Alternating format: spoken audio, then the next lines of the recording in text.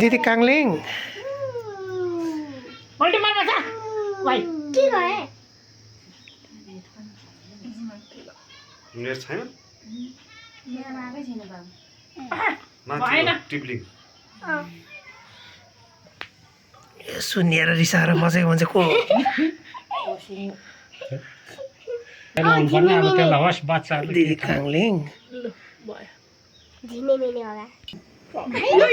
ऊ त गाडीमा हो या त माथि त्यसपछि भइहाल्छ अनि मारेर खै त खुट्टामा ढोका भाइ ठिक अट्ने क्या अट्ने क्या दिदीले पनि लाउँछ ओ सिमको पनि छ हेर त दुईजना लाउने झ्यास स्याबास स्याबास स्याबास स्याबास भन न आयो भाइको टिका कति राम्रो हो माला लाउन माने यार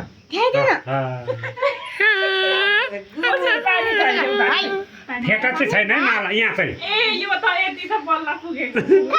दुई हातले खाइदेऊ न दुई हातले सम्म ओए माथिको खाइदेऊ कान्छ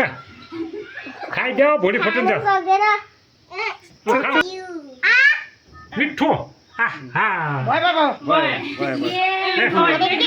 के पुछिदेऊ है तँ खाइदिने तीनचोटि फ्राइदेऊ तीनचोटि खाने तीनचोटि एकताले खाँदैन हुन्छ भयो त्यही माला लाउनु त टिकी पो राखेछ अहिले मिठो मिठो कति राम्रो देख्यौ आफै खान्छ भाइ त खाऊ न तेलले खाइदेऊ अलिकति है त नि अझै खाया तिमी खाऊ आफै खाऊ ल हातमा बोकाल